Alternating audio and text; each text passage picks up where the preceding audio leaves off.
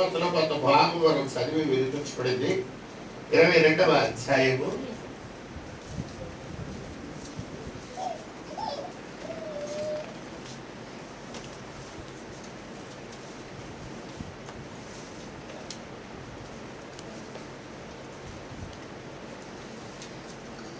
28వ వచనం మనం చదువుతున్నాం. నా సోదరులు నాతో కూడా నిలిచి ఉన్నవారు మీరే గనుక నా తండ్రి నాకు రాజ్యము నియమించినట్టుగా నా రాజ్యములో నా బల్ల యొద్ద అన్నపానములు పుచ్చుకొని సింహాసనముల మీద కూర్చుండి ఇశ్రాయేలు 12 గోత్రముల వారికి మీరు తీర్పు తీర్చుటకై నేను మీకు రాజ్యములు నియమించుచున్నారు. హల్లెలూయా. యేసు ప్రభు తన శిష్యులతో పలికిన ఈ మాట బైబిల్ గ్రంథంలో అనేక సార్లు మనం చదివినా పెద్దగా పట్టించుకోకుండా మనం విడిచిపెట్టి చదువుకుంటూ వెళ్ళిపోయిన least important portion of the Bible ఈ వాక్యం అందులోది. మనం చాలాసార్లు బైబిల్ చదివినప్పుడు కొత్త పోర్షన్కి మనం ప్రాధాన్యత ఇస్తాం, కొత్త పోర్షన్ పెద్దగా మన మనస్సు దాని మీద నిలబడదు.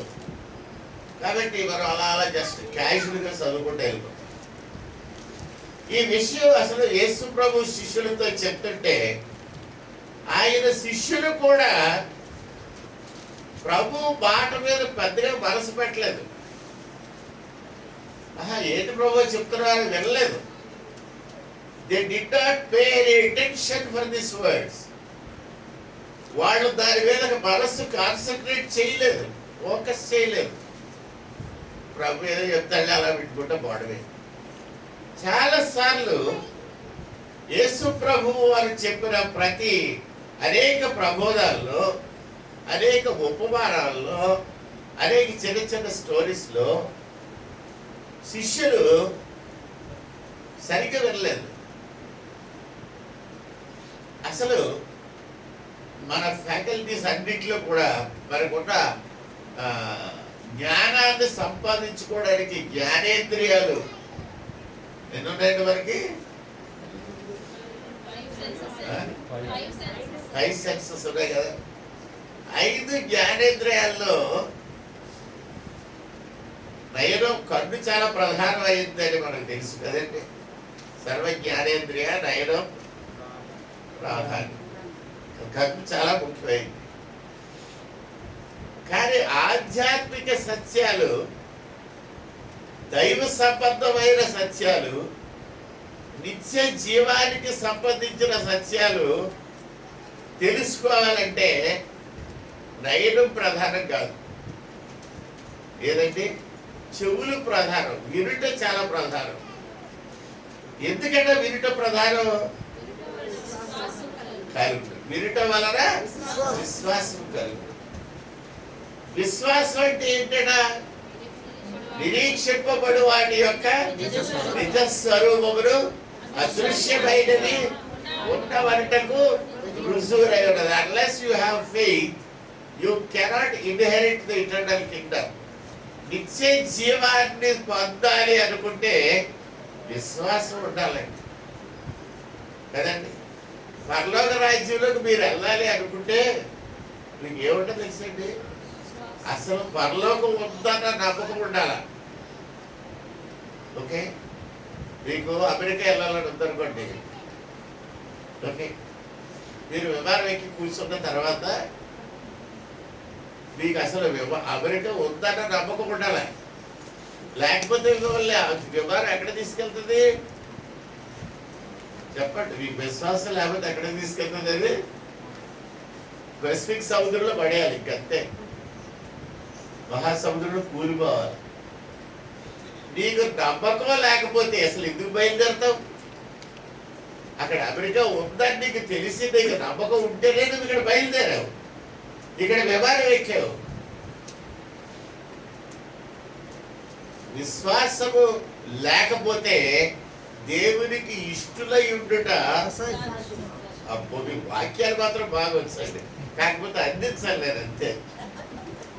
మొదలు అందించేస్తే చివరి చెప్పేస్తున్నాను మీరు, వెరీ గుడ్. కానీ మొదలు అందించడం నేను చెయ్యాలి అన్నమాట.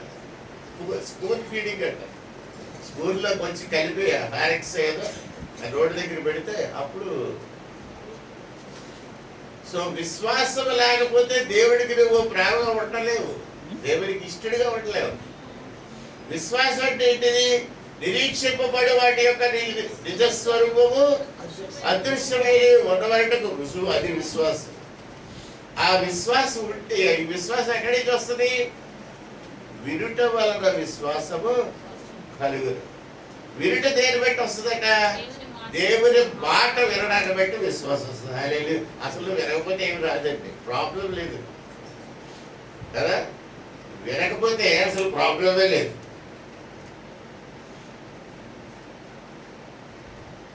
ఒక స్కూల్లో పబ్లిక్ పరీక్షలో అందరూ ఫెయిల్ అయ్యారు అనుకోండి, దానికి కారణం ఏంటంటే టీచర్స్ మంచోళ్ళు కాదరా, స్టూడెంట్స్ మంచోళ్ళు కాదరా, పరీక్ష పేపర్ బాగలేదరా, ఆన్సర్ పేపర్ రాయడం బాగలేదరా, దేనివల్ల అందరూ ఫెయిల్ అయిపోయారు అంటే సరిగ్గా వినలేదు స్టూడెంట్స్. టీచర్స్ బాగానే చెప్పారు, కానీ స్టూడెంట్స్ ఏం చేశారంటే they did not listen carefully. విన్నారు, మీరందరూ వింటారు, వినలేదంటే నేను చెప్తలేదు. కానీ మీరు వింటున్నప్పుడు మీ మనసులో ఒకటి జరుగుతుంది. ఏంటి జరుగుతుంది అంటే, అవును భాషగా చెప్తున్నది కరెక్టే, ఇది నిజం, ఇది వాక్యంలో వస్తే సత్యం, ఐ అగ్రీ విత్ ఇట్, అవును అది నిజమే, నేను నమ్ముతున్నాను అని కొంతమంది అనుకుంటారు. కొంతమంది ఏమనుకుంటారు తెలుసండి, చెప్పండి ఒక్కడికే తెలిసినట్టు, నాకు తెలియదు ఏంటి, బైబిల్ నేను చదవలేదు ఏంటి, నేను ఎందుకంటే బాగా చదివే నాకు అనుభవం లేదనుకున్నాను, నాకు బోల్డ్ ఎక్స్పీరియన్స్ అనుకున్న వాళ్ళు లేరా? చాలా మంది ఉన్నారు. కొంతమంది చదువుకోలేరు అని ఏమంటారు తెలుసండి, మీరు చదువుకున్నారు కానీ మీరు చదువు ఎందుకు పనికిరాదు, మా లోక జ్ఞానం ఎంత ఉందో తెలుసా అనేవారు ఇది వరకు ముసిరాడు. ఇలా లోక జ్ఞానం దగ్గర మా విశ్వవిద్యాలయంలో ఉన్న జ్ఞానం సరిపోదని వాళ్ళు అనుకునేవారు. గేదెలు కాసుకునేవాడు అనుకుంటాడు, గేదెలు కాయడంలో ఎంత నైపుణ్యం ఉందో తెలుసా, అంటే అది ఇటు వస్తుంది, ఓ అంటే అంటారు అని అనుకుంటాడు. గేదెలు కాసుకున్నాడు ఎవరుకుంటాడంటే ఐఎమ్ వెరీ ఎఫిషియెంట్ దేంట్లో, గేదెలు కాయడంలో. అయితే కాలే బఫల్లో, అయితే త్రోయే బఫల్లో కదా, గేదెలు ఇటు కొట్టగల అటు కాదు. అసలు థాయిలాండ్లో ఒక మతం ఉందండి, ఆ మతం పేరే వాటర్ బఫెల్లో రిలీజియన్. నేను ఈ వేదాంతం ఇచ్చి చదువుకునేటప్పుడు ఫారెన్ మతాల గురించి 2-3 మతాలు చదవాలి, పేపర్స్ రాయాలి వాటి గురించి. అప్పుడు అందరికీ లాటరీ ప్రకారంగా ఆఫ్రికా ఖండంలో ఉన్న రకరకాల మతాలు అవన్నీ ఇచ్చేవారు, స్లిప్పులు ఇచ్చారు మాకు. నా కర్మగానే నాకు వచ్చిన మతం ఏంటంటే, ఈ గేదెలు నీళ్ళల్లో పెట్టి వాటిని పూజించే మతం ఒకటి ఉంది అక్కడ థాయిలాండ్లో. ఆ మతం గురించి చదవమని ఆపించాడు. సో వాళ్ళ గేదెని పూజించే మతం వాటర్ బఫెలో థియాలజీ అంటారు దాన్ని. ప్రతి ఓడు he thinks that he's capable in his job. గేదెలు కాసుకునేవాడు అనుకుంటాడు అనమాట, I know how to rare the buffaloes అని ఆడ అనుకుంటాడు. చదువు లేడు అనుకుంటాడు, నాకు చదువు అవసరం లేదు, ఐ కెన్ లివ్ అనుకుంటాడు. నిజమే, కొంతమంది చదువు లేకుండా పోవోళ్ళు డబ్బు సంపాదించిన వాళ్ళు ఉన్నారు. నాకు ఒక స్నేహితుడు ఉన్నాడు, కోటీశ్వరుడు, కోట్లు సంపాదించాడు. ఎందుకు తెలిసే ఉంటారు మా ఏరియాలో, మా ఇంటి పక్కన ఇల్లు. ఆయన నా దగ్గరికి వచ్చి నమస్కారం పెట్టి నిలబడేవాడు. ఎందుకంటే అలా నమస్కారం పెట్టాడు కూర్చొని అనేవాడు. ఆయన అనేవాడు, లక్ష్మీపుత్రులు సరస్వతి పుత్రులకి దండ పెట్టాలి సార్ అనేవాడు.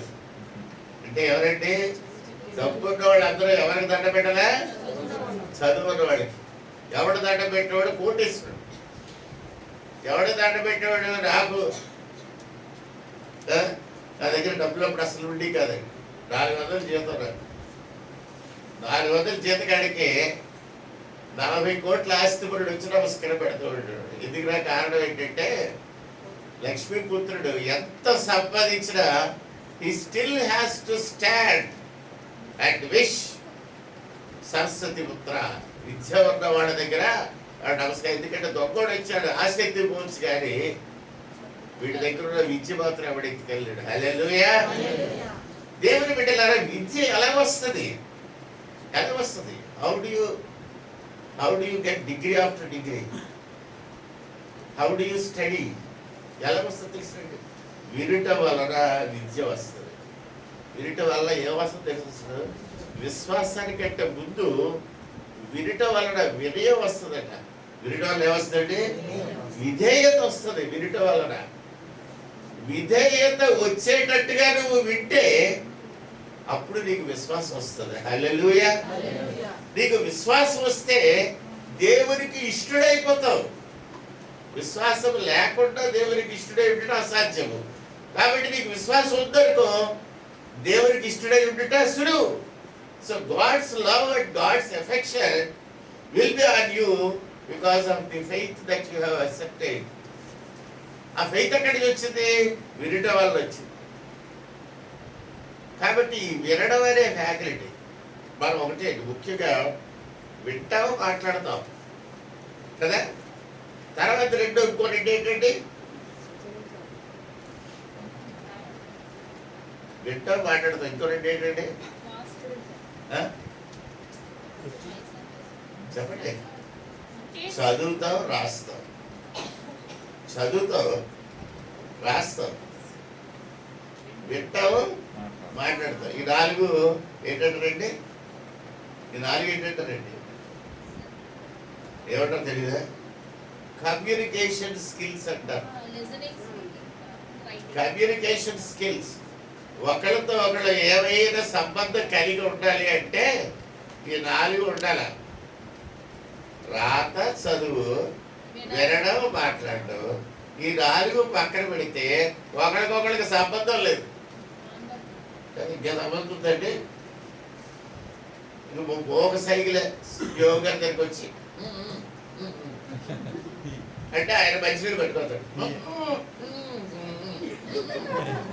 అని పొయ్యి మీద పెట్టి వేడి చేసి టీ పట్టిస్తాడు.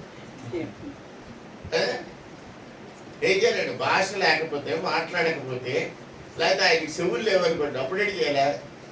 నేను ఎంతసేపు చెప్పి టీ పట్టరండి అయినా ఇది వెంటాం అంటాడు.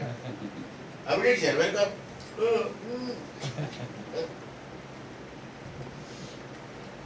These 4 are called communication skills. ఒక మనిషి ఇంకొక మనిషితో సంప్రదించాలి అంటే వినాలి, మాట్లాడాలి, చదవాలి, రాయాలి. దూరంగా ఉన్నాడు అనుకోండి, లెటర్ రాసి పంపించేస్తాడు, చదువుకుంటాడు. అక్కడి నుంచి లెటర్ రాసి పంపిస్తే లేకపోతే SMS పెడతాడు. ఒక్కోసారి ఏదో నెంబర్ పంపించాలనుకోండి, అప్పుడు మనం ఏం చేస్తాం? ఫోన్లో చెప్తాడు 22 33 40 SMS పెట్టరా బాబు కదండి. దేవుని ప్రియబిడ్డలారా, ప్రభువైన యేసుక్రీస్తు వారు మాట్లాడుతుంటే శిష్యులు కొంత పోర్షన్ జాగ్రత్తగా విన్నారు, లేదని చెప్తలేదు. But most of the portion వాళ్ళు సరిగ్గా వినలేదు. కొంత పోర్షన్ డెఫినెట్గా మర్చిపోయారు. ప్రభు చెప్పిన అన్ని బైబిల్లోకి రాలేదు. బైబిల్లో చాలా కొంచెం వచ్చింది, ఒక 20% వచ్చి ఉంటుంది. 80% ఆఫ్ వాట్ జీసస్ యేసు ప్రభు చెప్పిన దాంట్లో 160% గాలిలో కలిసిపోయింది, మనకు తెలియదు. ఆ వచ్చిన 20% తగ్గిపోయి ఆ కాగితాలు రాలిపోయి తోళ్ళు బాగా పారేసి పోయి. అపోస్తలుడైన పౌలు కూడా లవొదికీకి రాసిన ఉత్తరం మనకు రాలేదు కదండి, బైబిల్లో లేదు. కానీ బైబిల్లో ఏమని రాసినట్టు, నేను లవొదికీయ సంఘానికి రాసిన ఉత్తరం మీరు చదివించుకోండి, మీకు రాసిన ఉత్తరం లవొదికీయ సంఘంలో కూడా చదివించుకోండి అని రాసిన కొలసీలకు రాసిపోతారు. అంటే లవొదికీయ సంఘానికి కూడా పౌలు ఉత్తరం రాశాడు, కానీ ఆ ఉత్తరం బైబిల్లో రాలేదు. ఏమైపోతుందో మనకు తెలియదు. అలాగే యేసు ప్రభు వారు చెప్పిన అనేక మాటలు శిష్యులు విన్నారు, కానీ పెద్దగా పట్టించుకోలేదు. ఈ 2000 సంవత్సరాల నుంచి కొన్ని లక్షల కోట్ల మంది సంఘ కాపురులు నాలంటోళ్ళు ప్రతి ఆదివారం ప్రతి రోజు ఎక్కడో దగ్గర సువార్త చెప్తూ యేసు ప్రభు గురించి కొన్ని కోట్ల మందికి చెప్పుకుంటారు. కానీ వాళ్ళందరూ మారుమనసు పొందలేదు. అసలు పాస్టర్ గారు చెప్పింది విన్నవాళ్ళే తక్కువ. చర్చిలో 100 మంది ఉంటే 20 మంది కూడా వాక్యం వినరు, 80 మంది పడుకొని నిద్రపోతారు. అదేంటో కానీ వాక్యం చెప్పే టైంకే మంచి నిద్ర వస్తుంది కదండి. నాకు అదే అనుభవం. నేను అక్కడే ఉంటాను కదా చాలా సంవత్సరాలు. నేను కూడా పాస్టర్ గారు ఎంత ఆ టైం వచ్చేసరికి ఆ స్తుతి ఆరాధన జోలపాటు పాడినట్టు పాడేస్తారు వీళ్ళు కదా. యోగు గారి గారు ఆ ఫ్యాక్స్ కొట్టకపోతే మనం ఇప్పటికి గురక పెట్టేది కదండి. మన గురక వినపడకుండా ఉండాలని ఆయన బలి గట్టి కొడతాడు టాక టాక టాక టాక. కాబట్టి పడుకున్న వాళ్ళు చాలా చక్కగా ప్రసంగం టైం వచ్చేసరికి ఖచ్చితంగా నిద్ర వచ్చేస్తుంది. అదేంటో ఆ నిద్ర సాతానుడు కూడా చాలా చక్కగా జోలబడి పడతాడు. Therefore 80% of the people do not listen. ఆ విన్న 20 మందిలో మొత్తం కొంచెమే వింటారు. ఆ యేసు ప్రభు దగ్గర ఉన్న వాళ్ళే 12 మంది. ఆ 12 మంది కూడా కొంచెమే వింటున్నారు. ఆ విన్న దాంట్లో 50% బుర్రకెక్కుతుంది, 50% ఎక్కట్లేదు పోతుంది. ఈవేళ మనం చదువుకున్న వాక్య భాగము ఒక వచనము శిష్యుల బుర్రలోకి ఎక్కలేదు, వాళ్ళు పెద్దగా పట్టించుకోలేదు. ఇది పెద్ద ఇంపార్టెంట్ వాక్యం అని వాళ్ళు అనుకోలేదు. తర్వాత చాలా సంవత్సరాలు మనం అనుకోలేదు. ఈవేళ చదివిన వాక్యము most unimportant portion of the Bible. ఏంటది ఒకసారి చూసి మనం ముగించుకుందాం. నా సోదరులు నాతో కూడా నిలిచి ఉన్నవారు మీరే. యేసు ప్రభు ఆల్రెడీ చెప్తున్నాడండి. అసలు యేసు ప్రభుకి సోదర, యేసు ప్రభు సోదర వచ్చినప్పుడు అసలు సోదర అంటే ఏంటండి? మీకు ఎప్పుడైనా సోదర వచ్చిందా? హౌ మెనీ క్రిస్టియన్స్, ఎంతమంది క్రైస్తవులకి సోదర అంటే తెలుసు? అసలు మామూలు క్రిస్టియన్ అక్కడ మిగతా వాళ్ళు కాబట్టి మీకు స్వాదన వచ్చిందా అన్నారు అనుకోండి. అంటే ఏంటండి, నేను ఏమడుగుతున్నాను మీరు ఏం చెప్తానని సమాధానం. స్వాదన అంటే ఏంటి అసలు? శ్రమ అంటే శ్రమ. స్వాదన అంటే ఫెయిల్, పరీక్షలో ఫెయిల్ అయిపోతుంది స్వాదన. Failure is failure. Facing strongholds. Facing strongholds and weaknesses. ఏమంటారు? Facing strongholds and weaknesses. Facing strongholds కూడా కాదు. Facing words which we don't like, or the words which are hatred towards us. Somebody expressing hatred towards us. Somebody doing something against us. కుట్రలు పన్నుట. ఎవరో కుట్ర పన్నుతున్నారు కూడా. That is a type of temptation, శోధన. ఇంకోటి ఏంటంటే తిరుగుబడుతారు, rebelling. For everything there is also rebels. చాలాసార్లు ఈ రిబెటింగ్ అనే పదం కూడా లీగల్ లాంగ్వేజ్లో వస్తుంది అనుకోండి. ఒక్కొక్కసారి ఎవరైనా ఏదైనా చెప్దాం అనుకుంటే చాలా మంది దాన్ని వినరు, ఊరికి అట్టించి దెబ్బకి వచ్చేస్తూ ఉంటారు. మీరు టీవీలో ఆర్గ్యుమెంట్స్ అయ్యి పెడతారు చూడండి. టీవీ డైరెక్ట్ వాళ్ళు వీళ్ళందరూ పట్టుకొచ్చి పెట్టి టీవీలో మీరు మాట్లాడండి సార్, మీరు మాట్లాడండి సార్. ఒకరి తర్వాత వాళ్ళు మాట్లాడాలి అన్నది ఉండదు. వీడు మాట్లాడేస్తారు, ఆడి మాట్లాడేస్తారు. కయ్యు గోల గోల గోల అయిపోద్ది. ఆఖరి వారు టీవీ ఆర్టీసీ బాబు వీళ్ళు గొడవ మనకి ఎందుకని వదిలేస్తారు. కానీ చాలాసార్లు ఈ ఆర్గ్యుమెంట్స్ మనం టీవీలో చూస్తాం. రిబెటింగ్ అంటే ఒక ఎత్తు ఇలా పెట్టిందనుకోండి, కొవ్వులు పెట్టారు, ఇంకొక ఎత్తు ఏం చేస్తుందండి, అది కూడా ఇలా పెట్టేస్తుంది. ఈ ఒకదాని ఒకటి వచ్చి ఇలా గుద్దు కొట్టాయి కదా, దాన్ని బట్టింగ్ అంటారు. రిబటింగ్ అంటే అవతల నుంచి వచ్చి ఆవు, యువతల నుంచి వచ్చి ఎద్దు, రెండు పొడుచుకోవడం అనమాట. మనం కూడా మాట్లాడేటప్పుడు మనం వినము. అది first mistake that we commit is, మనం చేసిన తప్పు ఏంటంటే మన చెవికి వినేటట్టు ట్రైనింగ్ ఇవ్వలేదండి. మీరు ఇంటికి వెళ్ళిన తర్వాత మీ పిల్లలందరికీ చెప్పండి, ఒరే పిల్లలారా, first thing that you should learn is to listen carefully. వినడం నేర్చుకుంటారా? నేర్చుకుంటే ఏమొచ్చేస్తుంది తెలుసుగా? విధేయత వచ్చేస్తుంది. ఏమొస్తుందంటే obedience you will learn. First thing is you will learn obedience. ఒక సేయింగ్ ఒక ఏం తెలుసండి, learn to obey, then you know how to command. విధేయత ఎవడైతే నేర్చుకుంటాడో ఆడు రేపు పొద్దున అధికారి అవుతాడంట. ఆడికి అథారిటీ చలాయించడం వస్తుంది. విధేయత రాని వాడికి కమాండ్ చేయడం కూడా రాదు. కదండి, కొంతమంది చూడండి ఏదైనా చెప్తే అందరూ పిల్లిలా పనిచేస్తారు. తాపి వేసి ఉంటాడు అనుకోండి, ఆ మేస్త్రి దగ్గర పనిచేసి కూలీలు అందరూ రే తట్టకడేంట్రా అక్కడేంట్రా కొట్టేంట్రా అంటుంటాడు.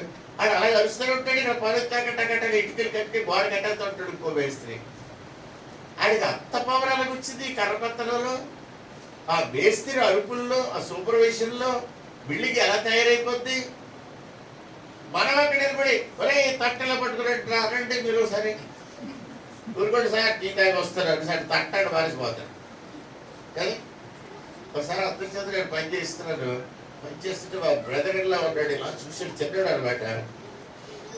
వీళ్ళకి ఈ టైంలో కానీ టీ పట్టిస్తే భలే పని చేస్తారు అనుకుని గబగబా క్యాంటీన్కి వెళ్ళి క్లాస్తో టీ పట్టుకొచ్చి అందరికి టీలు పోస్తే రెండు టీ తాగి పని చేద్దాం అన్నాడు. వాళ్ళందరూ ఏం చేయాలి తెలుసా, నేను ఇచ్చే టీలు అన్నీ తాగేసి అందరూ వెళ్ళిపోయారు అక్కడి నుంచి. ఎక్కడికి వెళ్ళిపోయారు అనుకుంటారు? చెట్టు కదా నీడకి. ఎందుకు వెళ్ళిపోయారు? అక్కడ చుట్ట తీసి వెళ్ళించి ఆడ దగ్గరికి వెళ్ళి పని చేయట్లేదు ఆయన ఉంటాడు సార్ టీ తాగాలి చుట్ట కాదు సార్ అని. ఇప్పుడు ఏం తాగారు? పద్యాత్ర పాడు చేయండి వచ్చి. అదేంటండి చాలా సార్లు మనం పనిచేసే వాళ్ళు పాడు చేస్తాం. వినుట వలన విధేయత వస్తుంది. నెంబర్ 1. నీ పిల్లలు కానీ 10th క్లాస్లో జాగ్రత్తగా క్లాస్ రూమ్లో వింటే వాళ్ళ కలెక్టర్లు అయిపోతారండి. నేను చెప్తున్నాను 10వ క్లాస్ వినడం చాలు, ఇంకేమక్కర్లేదు. ఇంటర్మీడియట్ వినక్కర్లేదు. 10 వింటే ఇంటర్మీడియట్ ఖచ్చితంగా వింటాడు. ఖచ్చితంగా ఇంటర్మీడియట్ వింటాడు. ఫస్ట్ క్లాస్లో పాస్ అవుతాడు, స్కాలర్షిప్లో చదువుతాడు, ఖచ్చితంగా ప్రిలిమినరీస్ అయ్యి రాస్తాడు, టైరస్ రాస్తాడు. ఈ మీరు బికమ్ ఐఏఎస్ ఆఫీసర్. మీరు 10వ క్లాస్లో వినడం నేర్పించండి పిల్లలకి. ఇంకేవద్దు. వినడం వల్ల ఏం కలుగుతుంది? విధేయత కలుగుతుంది. రెండోది ఏం కలుగుతుంది తెలిసిన? విశ్వాసం కలుగుతుంది. హల్లెలూయా. ఒకటేమోనేమో వినయం వస్తుంది. ఎప్పుడైతే వినయం వచ్చిందో మాస్టర్ గారి దగ్గరికి వెళ్ళి, మాస్టర్ గారండి ఫిజిక్స్ అర్థం అవ్వట్లేదండి కొంచెం చెప్పండి సార్ అని అడుగుతాడు. వినయంగా ఎప్పుడైతే అడిగాడో మాస్టర్ 10 సార్లు చెప్తాడు. అదే ఆర్కిమిడీస్ సూత్రం ఆడికి వచ్చే వరకు చెప్తాడు. ఆడికి వచ్చిన తర్వాత ఆ భాషలు వచ్చింది. కెమిస్ట్రీ భాషగా జరిగేద్దాం సార్, కెమిస్ట్రీ అర్థం అవ్వట్లేదు సార్, డాల్టన్స్ థియరీ రాలేదు సార్ కదండి, వ్యాలెన్సీ థియరీ సరిగ్గా అర్థం అవ్వలేదు సార్. మాస్టర్ గారు 20 సార్లు చెప్తున్నాడు అర్థం అయ్యేవారు. So in every subject he will score. ఎప్పుడైతే వినయం వచ్చిందో వాడు విజయవంతమైన జీవితం సైడ్ నడుస్తాడు. రైట్. ఎప్పుడైతే రెండో మీకు వచ్చిందో విశ్వాసం కూడా వస్తుంది మీ మీద. మొట్టమొదటి విశ్వాసం, your self confidence will rise. నేను చదవగలను, నేను పాస్ అవ్వగలను, నేను రాయగలను, నేను కలెక్టర్ అవ్వగలను, నేను డిస్ట్రిక్ట్ రూల్ చేయగలను, I can do this, I can become MBBS doctor అవ్వగలను, పీజీ చేయగలను అని నీకు ధైర్యం వస్తుంది. ఆ ధైర్యంతో నువ్వు పెట్టే కృషిని బట్టి ఖచ్చితంగా సక్సెస్ ఈజ్ యువర్స్. ఇప్పుడు మీకు కూడా ఎందుకు మీరు జీవితంలో ఓడిపోయారంటే కారణం మీరు బడికి వెళ్ళినప్పుడు సరిగ్గా వినలేదు. అందుకే మీకు 2 అంకం రాలేదు. ఆ అంకం రాలేదు కనుక మీరు చదువు రాదని అనేసుకున్నారు. మీరు అనేసుకున్నారు కనుక మీకు రాలేదు చదువు. అందుకే మనం సతికిలు పడిపోయి అక్కడ గుమస్థాన్ లెవెల్లోనో ప్యూర్ లెవెల్లోనో సెటిల్ అయిపోయి చాలు ఎదురు చేతం వస్తే చాలు, అలా బతికేద్దాం, ఇలా బతికేద్దాం, గేదెలు కాసుకుని బతికేద్దాం, టీ అమ్ముకొని బతికేద్దాం అనుకుని బాడీలో తయారైపోయి టీ కొట్టి ఇచ్చుకున్నాం. It is because we have not got the self confidence. మనలో మనకి నమ్మకం కుదరలేదు. కారణం ఏంటంటే వింటర్ సరిగ్గా లేదండి. చెవులు బాగలేవు, కళ్ళు బాగలేకపోతే పర్వాలేదు, చెవులు బాగుండాలి, వినడం బాగుండాలి. ఈ శిష్యులు కూడా ఏం చేశారంటే ప్రభు చెప్పింది సరిగ్గా వినలేదు. కానీ యేసయ్య ఏమంటాడు తెలుసునండి, అక్కడ నా శోధనలో నాతో కూడా నిలిచిన వారు. మీరు ఏం చేయలేదు, ఏం చేశారు? శ్రమలన్నీ ఆయనకు వచ్చాయి. ఎవరికి? యేసయ్యకి. The problem is faced by God. దేవుడే సమస్యలు ఎదుర్కొన్నాడు, శోధన ఆయన ఎదుర్కొన్నాడు, శిలువ మీద ఆయన వేలాడాడు, రక్తం ఆయన కాల్చాడు, బాధ ఆయన పడ్డాడు, మరణం ఆయన అనుభవించాడు, సమాధి ఆయన చేయబడ్డాడు. Everything he experienced. కానీ శిష్యులు ఏం చేశారు? నాతో కూడా ఉన్నారు అంతే. You are with me. అందుకని నేను మీకు ఏమైపోతున్నాడో తెలుసురా, నా తండ్రి నాకు రాజ్యం ఇచ్చినట్టుగా నేను మీకు రాజ్యం ఇవ్వబోతున్నాను. నన్ను దేవుడు అడ్మినిస్ట్రేటర్గా చేసినట్టుగా నేను మిమ్మల్ని అడ్మినిస్ట్రేటర్గా చేస్తున్నాను. As God has handed over the judgment seat to me, I will be giving you the judgment seat. న్యాయాధిపతిగా దేవుడు నన్ను చేసిన ప్రకారము నేను మిమ్మల్ని కూడా న్యాయాధిపతిగా చేస్తున్నాను. మీ 12 మంది కూడా, ఎవరు 12 మంది? శిష్యులు 12 మంది కూడా సింహాసనముల మీద కూర్చోండి ఏం చేస్తారంటే 12 గోత్రాలు ఇశ్రాయేలీయులకు ఏం చేస్తారు? తీర్పు తీరుస్తారు. యేసయ్య తీర్పు తీర్చే దినం వస్తా ఉంది, రాబోతా ఉంది. ఆ దినాన్ని యేసు ప్రభుతో పాటు ఇంకొక 12 సింహాసనాల మీద, ఇంకొక 12 సింహాసనాల మీద శిష్యులందరూ కూర్చుంటారు. వాళ్ళు ఎవరికి తీర్పు తీస్తారట? ఇశ్రాయేలు ప్రజలకు, దేవుని ప్రియబిడ్డలుగా ముద్ర వేయబడిన ఇశ్రాయేలు అబ్రహాము వంశానికి తీర్పు తీరుస్తారు. హల్లెలూయా. యేసు ప్రభు శిష్యులు అలాంటి మాటలు చెప్తుంటే శిష్యులు ఏమనుకోవాలంటేనండి, ఏంటి ప్రభా, మేమేమో ఈ గలిలయ సముద్రంలో చేపలు పట్టుకునేవాడివి, మమ్మల్ని తీసుకెళ్ళి ఏం చేయబోతున్నావు? నువ్వు న్యాయస్థానంలో కూర్చోబెట్టబోతున్నావు, జడ్జిమెంట్ సీట్ మీద. మేము తీర్పు తీర్చాల్సిన వాళ్ళు ఎవరు? ఇశ్రాయేలీయులు. ఎవరినైతే నువ్వు ప్రేమించి 12 గోత్రాలుగా చేసావో, ఏ ఇశ్రాయేలీయుల కొరకైతే నువ్వు పరలోక రాజ్యం స్థిరపరిచావో, ఆ ఇశ్రాయేలీయులకి తీర్పు తీర్చడానికి ఎవరు? మేమా జాలార్పణ చేసుకునేవాడువా అంటే దేవుడు బిడ్డలారా, ప్రభు అయిన యేసుక్రీస్తు వారు శిష్యులకి ఇచ్చిన ప్రాధాన్యత ఎంత గొప్పదో ఆలోచించండి. అలాంటి గొప్ప సంగతి యేసయ్య చెప్తా ఉంటే శిష్యులు పెద్ద పట్టించుకోలేదండి.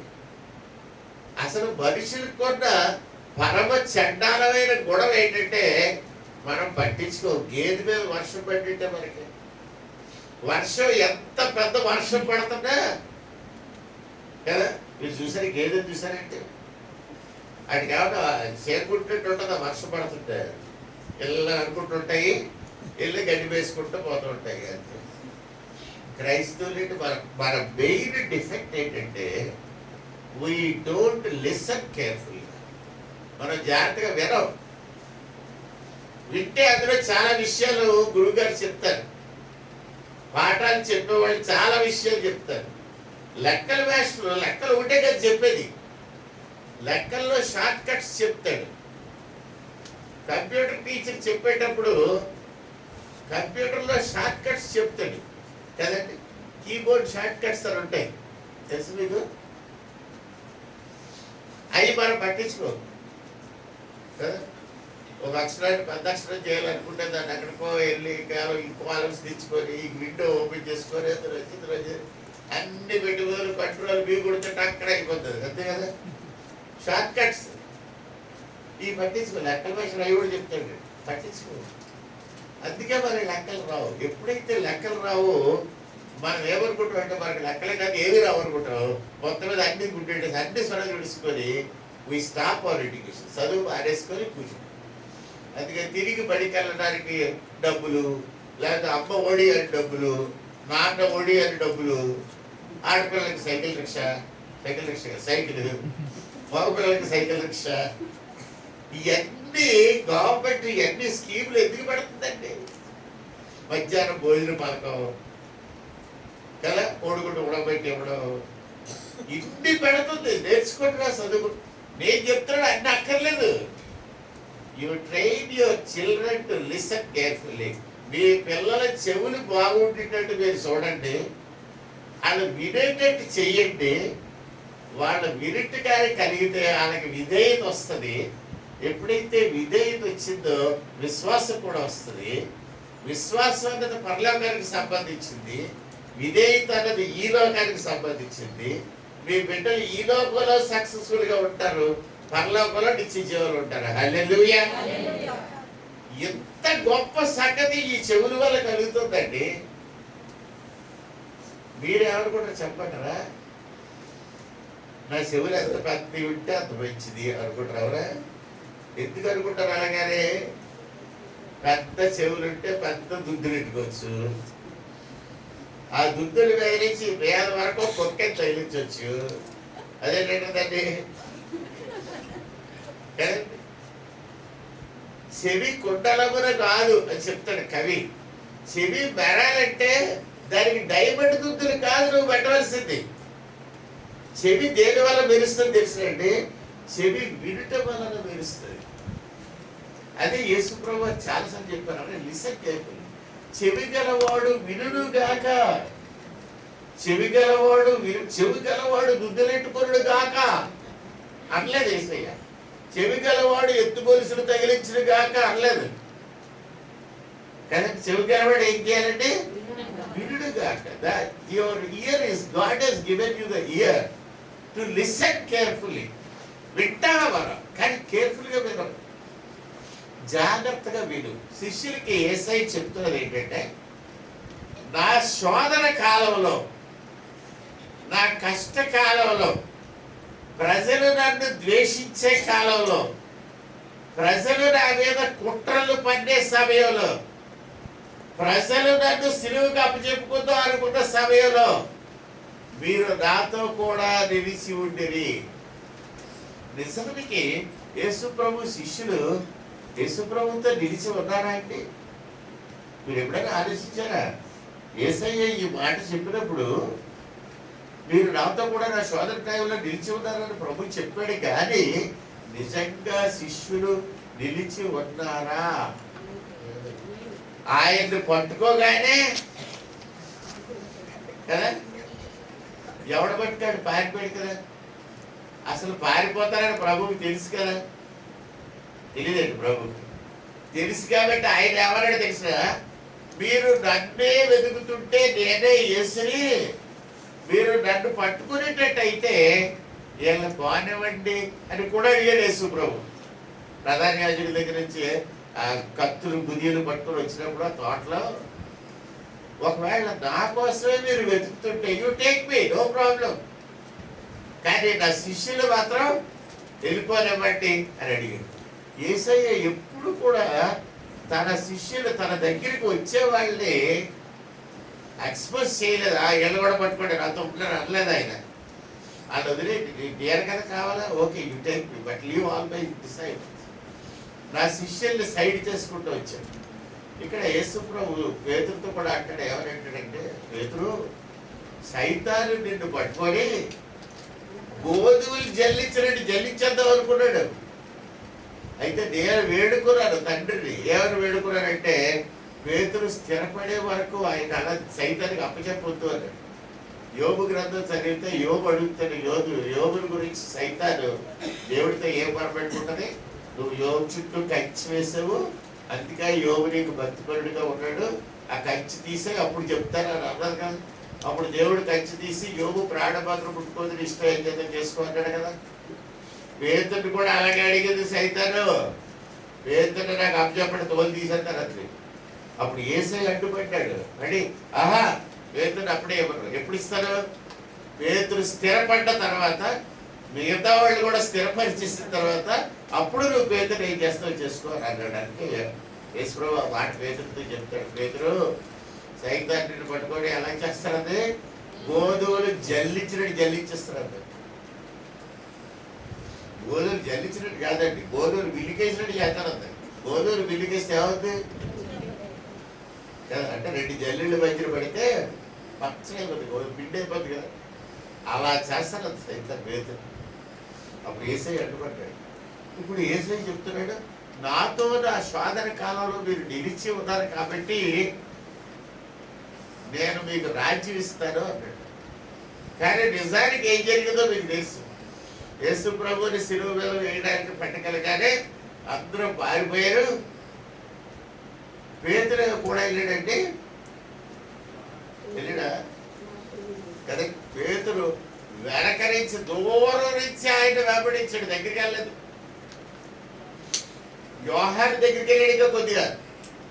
పేతురు బయట వాకట్లో అక్కడ ఆగిపోయాడు, మంట చలిబట్ట వేసుకుంటుంటే చలిబట్ట దగ్గర ఆగిపోయాడు. ఏ శిష్యుడు లేడు, ఇస్కరియోతు ముందే మారిపోయాడు. మిగతా శిష్యులు ఏమైపోయారో వాళ్ళకి తెలియదు. ఒక్క యోహాను ఒకటే సిలువ దగ్గర ఉన్నాడు, యేసు ప్రభు తల్లిని అప్పచెప్పాడని మనం చదువుతాం. మిగతా శిష్యులు సైతం వింటున్నట్టు వాళ్ళందరూ వెళ్ళిపోయారు. కానీ ప్రభు ఏమంటాడంటే, నా శోధన కాలంలో నాతో నిలిచి ఉన్నారు మీరు. ఎక్కడ అనమాటండి, గెత్సెమనే తోటలో ఆ రాత్రి అంతా ఉన్నారు చూసారా, ఆ రాత్రి నిలిచి ఉన్నారని ప్రభు వాళ్ళు అప్రిషియేట్ చేస్తూ, నా రాజ్యం ఇస్తూ నేను వచ్చినప్పుడు మీకు కూడా సింహాసనాలు వేస్తాను. దేవుని బిడ్డలారా, మనం అందరం కూడా, మీలో ఎవరైనా కొంతమంది అయినా పరలోక రాజ్యంకి వచ్చినప్పుడు మీరు ఏమనుకుంటారు తెలుసండి, నేను దేవుని గురించి చేసింది ఏ పాటి, దేవుడు నన్ను హెచ్చించి ఎంత ఉన్నతమైన స్థితిలో నన్ను ఉంచాడు అని మీరు ఆశ్చర్యపోతారు. ఆయన మనకి ఇచ్చే నిత్య నివాసాలు ఎలా ఉంటాయో దేవుని వాక్యం తెలియజేసింది. బంగారపు వీధుల్లో కదండి, 12 రకాల వజ్రాలతో వేయబడిన పునాదులు కలిగిన పట్టణంలో, స్వచ్ఛంద స్ఫటికముతో చేయబడిన ఇళ్లల్లో మనం నివాసం చేస్తూ ఆయన్ని ఆరాధిస్తావు, ఆయన్ని స్తుతిస్తావని చెప్పి ఉంది. మీకు కొత్త పేరు పెడతానన్నాడు దేవుడు, కొత్త పేరు, ఒక కొత్త రాతిని ఇస్తానన్నాడు ఆయన. ఒక తెల్లటి రాతిని ఇస్తానండి, రాయ మార్బుల్ స్టోన్. ఎందుకంటే దాని మీద మనం కొత్త పేరు రాసుకోవడానికి. ఈ కొత్త పేరు రాసుకుని ఎక్కడ పెడతావు, మరి ఇంటి ముందు పెట్టుకుంటాం. అంటే మనకి దేవుడు ఇచ్చే పేరు ఇప్పుడు ఇక్కడ ఉన్న మన పేర్లు కాదు.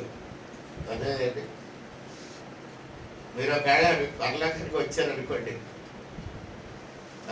వస్తారా, వస్తారంటే హల్లెలూయా.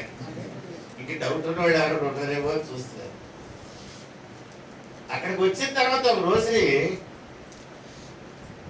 మా పాస్టర్ గారిని చూడాలి అని అనుకున్నారు అనుకోండి, మీరు అనుకుంటారు.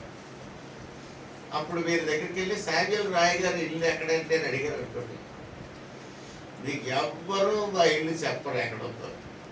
Nobody will give you my address. అప్పుడు మీరు ఏం చేయాలి, మీకు చూడాలని ఉంది. ఇప్పుడు ఏం చేయాలంటే మీరు ప్రభుని అడగాలి. అప్పుడు ప్రభు దగ్గరికి వెళ్ళి, ప్రభు మా పాస్టర్ గారు ఎక్కడ ఉన్నారు, పాస్టర్ గారు అబ్బా మీ పక్కింట్లో దానిలో రాసిన చూడు బోర్డు, ఆ ఇంట్లో ఉంటారండి. అదేంటి దానిలో రాసిన దాంట్లో రాయగరలో కూడా ఉంటారు. ఎందుకంటే నేను ఆయన పేరు మార్చేశాను. ఎందుకంటే అలా పేరు మార్చేశానంటే, మీ పక్కింట్లో మీ పాస్టర్ ఉన్నారని చెప్పారు, మీకు మళ్ళీ గుర్తు వస్తుంది అన్నీ. అందుకని పాత మెమరీస్ రాకుండా ఉండాలంటే ఈ పేర్లన్నీ మారిపోవాలి. So you can have new name. ఎవరి మీద మీకు అసూయ ఉండదు. అప్పుడు పాత పేర్లు ఉన్నాయని కూడా మీ అసూయలు వచ్చేస్తాయి. వెళ్ళి అక్కడికి మీ అత్తగారి ఇల్లు మీ ఇంటి పక్కన పడింది అనుకోండి, పర్లోకానికి ఇల్లు పండగ పూట కూడా ఇదే అని అనుకోరు కదండి. అసూయలు రాకుండా ఉండడానికి, మీ మనసులో అగమ్మది లేకుండా ప్రశాంతత ఉండడానికి మీ అత్తగారికి వేరే పేరు, మీకు వేరే పేరు ఇచ్చేస్తాడు దేవుడు. హల్లెలూయా. అలాంటి కొత్త పేరు ఇచ్చిన ఆ భవనాల్లో మీరు నివసించినప్పుడు ఏమనుకుంటారంటే, ఇంత మంచి భవనాలు దేవుడు మాకు ఇస్తాడని మేము ఎక్స్పెక్ట్ చేయలేదు. మా పాస్టర్ గారు ఎప్పుడు సరిగ్గా చెప్పలేదు మాకు. బైబిల్ గ్రంథం చదవడం వల్ల ఇన్ని ఆశీర్వాదాలు ఉంటాయని మాకు తెలీదు. బాప్తిసం తీసుకోవడం వల్ల నిత్య జీవంలో ఉంటామన్న సత్యాన్ని ఎప్పుడు మాకు బుర్రకి ఎక్కేటట్టు చెప్పలేదు అని మీరు అనుకుంటారు. మీరు అనుకున్నంత మాత్రం అయిపోదండి. దేవుడు ఏం చెప్తాడో తెలుసా? అమ్మ, మీ పాస్టర్ గారు చెప్పారు, నువ్వు ఆ రోజు చర్చిలోనే ఉన్నావు. ఆ రోజు 22వ తారీఖు ఇవాళ 21వ తారీఖు చూసారు, 21/3/21 పెక్యులర్ డేట్. ఆ 21/3/21 పాస్టర్ గారు చెప్పారు, నువ్వు చర్చిలో ఉన్నావు, కానీ బాప్తిసం పొందడం వల్ల వచ్చిన ఉపయోగాలన్నీ ఆయన చెప్తున్న టైంలో నువ్వు సరిగ్గా వినలేదు. ఎందుకు వినలేదంటే మత్తు చేత, మత్తు ఇహలోక సంబంధమైన విచారాలు. నువ్వు వచ్చావు చర్చికి, కానీ ఇంట్లో కూర వండుతుందో లేదో మా కోడలు అని నీ మనసు ఎక్కడికో వెళ్ళిపోయింది. అందుకని నువ్వు బాప్తిసం గురించి సరిగ్గా వినలేదు. అందుకనే నువ్వు దాన్ని తీసుకోలేదు. ఇప్పుడు నిత్య జీవం లేదని నడిస్తే ఏం చేయమంటావు? కాబట్టి దేవుని బిడ్డలారా, ఈ దినం నేను చెప్పేవన్నీ కూడా శిష్యులు they did not listen carefully. ఒకవేళ శిష్యులే కానీ ఈ మాట వింటే వెంటనే ప్రభువుని అడుగుతారు, ప్రభా ఏంటి మాకు చదువు గట్రా ఏమీ లేదే, మమ్మల్ని న్యాయాధిపతులుగా, జడ్జెస్గా సింహాసనాల మీద కూర్చోబెడతారంటాం, మరి మాకు ఆ తెలివితేటలు ఎలా వస్తాయి అని అడగొద్దా? కదండి. ఇప్పుడు మీరు నన్ను గబగబా తీసుకెళ్ళి ఆపరేషన్ చేసామని అనుకోండి, నేను కత్తెడుగా ఆపరేషన్ చేస్తానా? చేయదు. అడుగుతారు, ఎలా చేయమంటారు? నాకు కత్తి పట్టుకోవడం రాదు, కత్తి పట్టుకోవడం రాదు, ఎలా కొయ్యాలి, అసలు ఏ పార్ట్ తిప్పితే ఏమవుతుందో తెలియదు, ఎలా కొట్టాలి మళ్ళీ తిరిగి. మరి శిష్యులు అడగొద్దా, ప్రభు జడ్జిమెంట్ సీట్ మీద మమ్మల్ని కూర్చోబెడితే, న్యాయాధిపతిగా మమ్మల్ని చేసేస్తే మేము ఎలా తీర్పు తీర్చాలా? మాకు ఎవరు చెప్తారా ఏంటండి? అడగలేదు, అది పట్టించుకోలేదు. కానీ ప్రభునందు ప్రియమైన దేవుని బిడ్డలారా, ఈ కష్టకాలంలో మీరు విడిచిపెట్టకుండా ఉంటే దేవుడు మిమ్మల్ని బహుగా ఆశీర్వదిస్తాడు. 2-3 ఉదాహరణలు మీ దగ్గర పెట్టేస్తున్నాను, ముగించేస్తాను. ఒక ఆవిడ కష్టకాలం వచ్చిందండి. ఆవిడ నేటివ్ ప్లేస్ బెత్లెహేమే.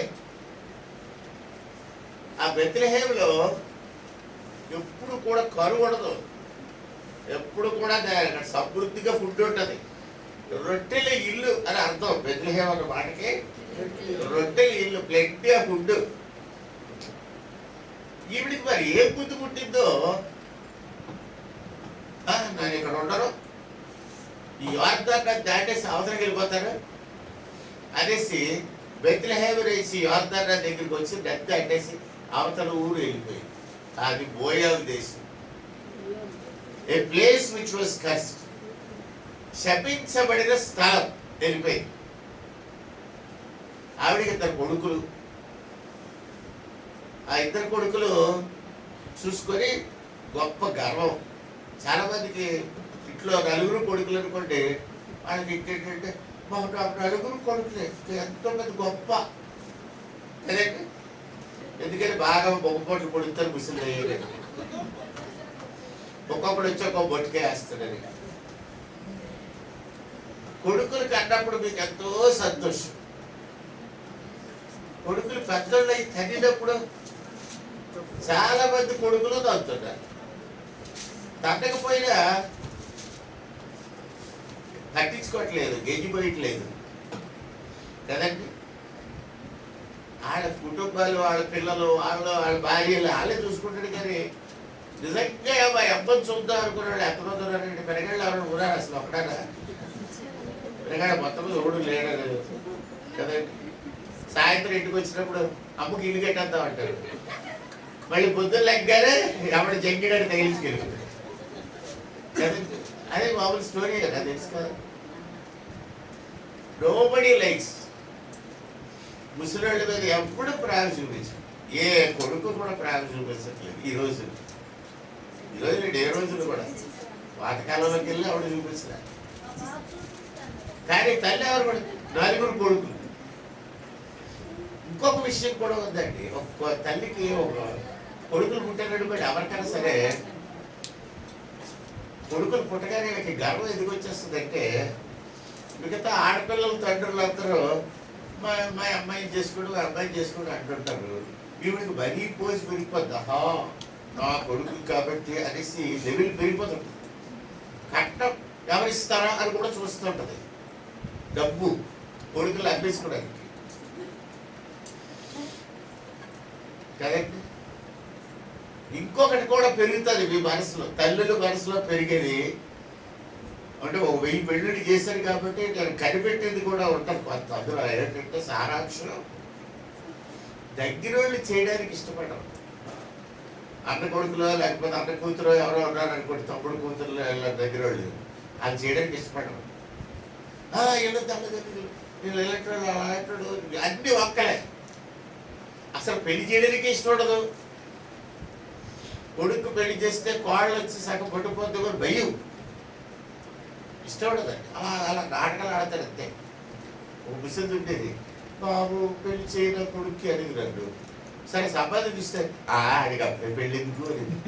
దీంట్లో సంబంధం తినగట్టది, సంబంధం చూడకపోతే అరగంటది, ఎంత పొడిసింది ముసలిది అనుకుంటుండేవాడు. ఆఖరికి ఒక రాక్షసులాంటి దొరికింది అనుకుంటే చేసేస్తే గొడవ ఉంటుంది. ఈ బెత్లెహేము ఆవిడికి కూడా సొంత వాళ్ళని ఇశ్రాయేలీల పిల్లల్ని చేయడం ఇష్టం లేదు. అందుకని నది దాటి అవతల పక్కకి వెళ్ళింది. ఎందుకంటే అక్కడ అందమైన వాళ్ళు ఉంటారు. మోయాబీలు చాలా అందమైన వాళ్ళు. ప్రపంచం మొత్తం మీద చరిత్రలో Moabites are the most beautiful women. అందమైన వాళ్ళు కావాలి కోడళ్ళు. అందుకని అక్కడికి వెళ్ళిపోయి పెద్ద కొడుకు పెళ్లి చేస్తుంది. వార్ఫాన్ ఒక ఆవిడ చూసి కదా. తర్వాత రెండో కొడుకు పెళ్లి చేస్తుంది, రూత్ అని ఒక ఆవిడ చేసి. కొడుకులిద్దరికి పెళ్ళిళ్ళు అయిపోయాక ఈవిడికి గర్వం బలిసిపోయింది. నాకు 2 కొడుకులు 2 కోడళ్ళు, నా భర్త, నేను పోతే పైన బెత్లెహేము అనుకుంది. అలాగే ఎప్పుడైతే అనుకుందో భర్త పోయాడు. భర్త పోగానే ఏం మిగిలింది? 2 కొడుకులు 2 కోడళ్ళు మిగిలింది. ఎవరు చూడట్లేదు ఈ ముసలిదాన్ని. ఈలాగా పెద్ద కొడుకు చచ్చిపోయాడు. పెద్ద కోళ్ళు వీడియో అయిపోయింది. ఒక్కడే కొడుకు అలా చూసుకునేసరికి ఆడి తెచ్చుకుంది. ఇప్పుడు ఏంటి మిగిలాయి? 3 వీడియోలు మిగిలాయి కదండి. 3 విధవరాళ్ళు మిగిలేదు. ఈ 3 విధవరాళ్ళలో ఒక ముసలి విధవరాలు, 2 పడుసు విధవరాలు. ఇప్పుడు ముసలి విధవరాలకి బుద్ధి వచ్చింది. ఇప్పుడు ఏమంటదంటే, నేను అనవసరంగా వచ్చాను ఈ మోయాబు దేశానికి. ఈ మోయాబీలు చేసుకోవడం వల్ల నా కొడుకులు 2 చచ్చిపోయారు. 2 చచ్చిపోలేదు. అసలు ఏం జరిగిందంటే, 2 తీర్థానికి వెళ్ళారు. ఎక్కడికి వెళ్ళారండి? కొడుకులు 2 తీర్థానికి వెళ్ళారు అక్కడ మోయాబు దేశంలో. అక్కడ తీర్థంలో ఏం జరిగిందంటే, ఒక అమ్మకు పూరకం వచ్చింది అంటే వచ్చి ఆ పూరకం ఏమన్నదంటే, నాకు బలి ఇవ్వండి అన్నదంట. అమ్మ తల్లి ఇచ్చేద్దామా చెప్పు, ఎవరిని పెట్టావు? 2 హెబ్రీయుల్ని బైబిల్ బలి ఇవ్వండి అన్నదట. 2 హెబ్రీయుల్ని బలి ఇచ్చేద్దామా? ఎక్కడున్నారు వాళ్ళు? తీర్థంలో నేను తిరుగుతున్నారు, పట్టుకోండి అన్నది. పట్టుకుంటే ఈ నయోమి కొడుకులు 2 ఉన్నారు కదండి, వాళ్ళిద్దరిని పట్టుకొని బలేస్తాడు దావతికి. అప్పుడు 2 చచ్చిపోయారు. అలా చచ్చిపోయారు అని చెప్పి గ్రంథంలో రాయబడింది, చరిత్రలో నేను చదివాను, బైబిల్లో లేదు. కానీ బెత్లెహేము నుంచి మోయాబు వెళ్తే, మోయాబులో తీర్థానికి వెళ్తే తీర్థంలో కొడుకులు 2 చచ్చారు. అలా చచ్చిపోయారంట, Ruth husband, Orpah husband. Right. ఇప్పుడు అత్తగారికి బుద్ధి వచ్చింది. బుద్ధి తక్కువయ్యి ఈ దేశం వచ్చాను నేను, నా కొడుకులు 2 బలేసారు, నా భర్త చచ్చిపోయాడు అనేసి కోడల దగ్గరికి వెళ్ళి, అమ్మ మీ పుట్టింటికి వెళ్ళిపోండి తల్లి, అయితే నా వెనకాల రాకండి, నాకేమి లేదు, పుట్టింటికి వెళ్ళిపోండి అని 2 బలవంతం చేసి. పెద్ద కోళ్ళు చూసేపై ఈ ముసలిదాన్ని ఎవడ పడతాడులే అని వెళ్ళిపోయింది. చిన్న కోళ్ళు మాత్రం ఈ ముసలిదాన్ని వదిలిపెట్టకుండా నీ దేవుడే నా దేవుడు, నీ దేశమే నా దేశం, నీ ఊరే నా ఊరు, నువ్వు అక్కడికే వస్తాను, నువ్వు ఎక్కడ చచ్చిపోతావు, నేను అక్కడే చచ్చిపోతాను, నిన్ను మాత్రం వదలనుంటాను. అప్పుడు ముసలిది ఏం చేసిందంటే దానికి బెత్లెహేము పోదామని ఆ చిన్న కోడలు పట్టుకొని మళ్ళీ నది దాటి యువతలకు వచ్చి బెత్లెహేము వెళ్ళింది. రూత్ కథ చదువుకోండి. బయటికి వెళ్ళిన తర్వాత రూత్ని అక్కడ దేవుడు ఆశీర్వదించాడు. ఎందుకు ఆశీర్వదించాడంటే మీ అత్తగారి కష్టకాలంలో నువ్వు ఆవిడని విడిచిపెట్టకుండా ఉన్నావు కనుక నిన్ను నేను ఆశీర్వదిస్తానని ఆశీర్వదించాడు. ఎంతగా ఆశీర్వదించాడంటే యేసు ప్రభు వంశావళిలో ఆ వేదన రూతు కూడా ఉంటుంది. ఈ యేసు ప్రభు వంశావళిలో చేరిన 5 స్త్రీలలో రూతు కూడా ఒక స్త్రీ. హల్లెలూయా. రెండో ఒక ఆయన చూద్దాం. సౌలు గారి కుమారుడైన యోనతాన్ అని ఒక ఆయన ఉన్నాడు. సౌలు కొడుకు, రాజుగారి కొడుకు యోనతాన్. రాజుగారికి ఎవడంటే పడదంటే దావీదంటే పడదు. కానీ యోనతానికి మాత్రం దావీదంటే చాలా ఇష్టం.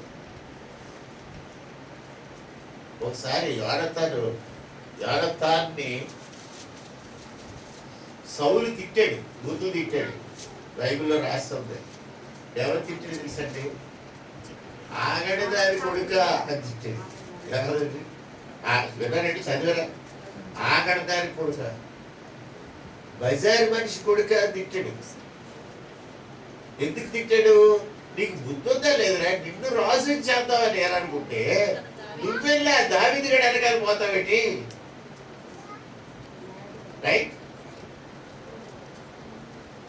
కానీ యోనాతాను హృదయము దావీదు హృదయముతో హత్తుకొనేది అని ఉంటుంది దేవుని బట్టి రాస్తారు. But the heart of Jonathan was associated with David's heart so much that it became one heart. Correct. దేవుని ఆత్మ మన ఆత్మలో వస్తే మన ఆత్మ దేవుని ఆత్మతో విలీనం అయిపోతుంది. ఏకత్వం. It coincides with the spirit of the Lord. Our spirit coincides with the spirit of the God. దేవుని ఆత్మతో మన ఆత్మ అనుసంధానం చేయబడుతుంది. హల్లెలూయా. విలీనం అయిపోతాయంట. కోయిన్సైడ్ అంటే విలీనం అని అర్థం. It joins with one another. యోనాతాను హృదయం ఎప్పుడైతే దావీదు హృదయంతో ఏకమైపోయిందో, యోనాతానికి సింహాసనం కూడా అక్కర్లేదు, కానీ దావీదు వెల్ఫేర్ కావాలి, దావీదు బాగుండడం కావాలి. అందుకని ప్రత్యేకమైన ఆశీర్వాదాలు దేవుడు అనుగ్రహించాడు. అలాగే ప్రవక్త దగ్గరికి వచ్చేసరికి ఏలియా అండ్ ఎలీషా. ఎలీషా ఏలియాను వెంబడించాడు. ఎలీషా ఏలియాను విడిచిపెట్టలేదు. ఏలియా చేసిన అద్భుతాలు 17 అయితే ఎలీషా చేసిన అద్భుతాలు 34. ఆ రెండంతల ఆత్మ పొందుకున్నాడు. హల్లెలూయా. ఆడిద్దరు హృదయం ఒక్కలాగా అయిపోయింది. సో వీళ్ళిద్దరు కూడా పెద్ద ప్రవక్తలుగా మనకు ఉండిపోయారు. దేవుని ప్రియబిడ్డలారా, ఒకళ్ళ కష్టకాలంలో ఒకళ్ళు సహాయపడితే వాళ్ళని దేవుడు ఆశీర్వదించండి. Those who helped in the times of difficulty, వాళ్ళ దేవుడు ఆశీర్వదించాడు. బైబిల్ గ్రంథంలో చాలా విషయాలు ఉన్నాయి. యేసయ్య శిష్యులకి చెప్పిన ఈ గొప్ప సత్యం శిష్యులు ఆ దినాల్లో పెద్దగా పట్టించుకోలేదు, కానీ ఈ దినం వాక్యం చదువుతూ ఉంటే దేవాడు ఎంత గొప్ప దేవుడు. ఏదో ఆ రోజు ఆ తోటలో నీతో పాటు ఉన్నారని వాళ్ళు ఎంత ఎలివేటెడ్ స్టేట్కి తీసుకెళ్ళామంటే, ఉన్నతమైన స్థితి, ఇశ్రాయేలీయులకు తీర్పు తీర్చే స్థితిలోకి ఆ శిష్యుల్ని దేవుడు యేసే తీసుకెళ్ళి అక్కడ కూర్చోబెట్టి, దేవుని ప్రియబిడ్డలారా, నిన్ను నన్ను ఎంత ఉన్నతమైన స్థితిలోకి దేవుడు తీసుకెళ్ళిపోతున్నాడు. ఈ దినాన్ని నువ్వు మారు మనసు పొంది బాప్తిసం పొందితే దేవుడి నేను ఎంత ఉన్నతమైన స్థితిలో ఉంచుతాడు. నువ్వు ఆశ్చర్యపోతావు. ఈ లోకంలో నీకు you have lot of priorities. మనకి చాలా ఇంపార్టెన్స్లో ఉన్నాయి. ఇంపార్టెంట్ మన ఇల్లు మనకి చాలా ప్రాముఖ్యం, మన పిల్లలు మనకి చాలా ప్రాముఖ్యం, మన ఆస్తి మనకి ప్రాముఖ్యం, మన పొలం మనకి ప్రాముఖ్యం, మన బట్టలు మనకు చాలా ప్రాముఖ్యం, మన బంగారు ఆభరణాలు మనకు ప్రాముఖ్యం. These are all our priorities. కానీ ఒకరోజు నీవు నిత్యత్వం వైపు చూడగలిగితే ఇవన్నీ దే గో బ్యాక్. నిత్యత్వంలో ఉన్న ప్రాధాన్యత ఏంటో నువ్వు తెలుసుకోగలిగితే ఇవన్నీ వదిలిపెట్టేస్తాయి. వేసే ఒక చక్కటి ఉదాహరణ చెప్పాడు. ఒక ఆయన మార్కెట్కి వెళ్ళాడంట. ఆ మార్కెట్లో ఆయన ఏం చూశాడంటే ఒక ముత్యం చూశాడంట. ఆ ముత్యం చాలా విలువైన సంగతి అతనికి తెలుసట. అందుకని అతను ఏం చేశాడంటే వెళ్ళిపోయి అతని ఆస్తి అంతా అమ్మేశాడట. ఏమి ఉంచుకోలేదు, పొలాలు గిల్లాలు ఎవ్రీథింగ్ తీసుకోండి. ఆ డబ్బు అంతా పట్టుకొచ్చి ఈ ముత్యం కొన్నాడంట. ఎందుకంటే ఆ ముత్యం తాలూకా విలువ ఆయనకి తెలుసు. తెలుసా? ఇంకొక ఉదాహరణ కూడా ప్రభుత్వం. ఒకడు ఒక పొలం చూసిండట. ఆ పొలంలో ఉన్న విలువ బాగా తెలుసుంటాయి. So he went and sold all his property. అంతా తీసాడట, పట్టుకొచ్చి ఆ పొలం కొన్నాడు.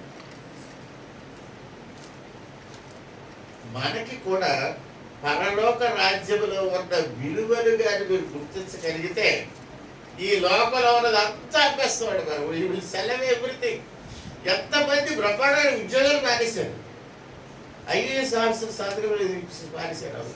నాకు అవసరం లేదు. 10 ఇంజనీర్లు ఉద్యోగాలు మానేశారు. అవసరం లేదు. దేనికంటే దేవుడి సేవకి వెళ్ళిపోతారు. కోర్టులో కొన్ని 100 మంది మానేశారు. ఎంఏ పాల్ గారు మానేసిన ఉద్యోగాలు ఇదేం తీసలేదా? కానీ భూగోళ మీద మానేసిన ఉద్యోగం అవసరం లేదు.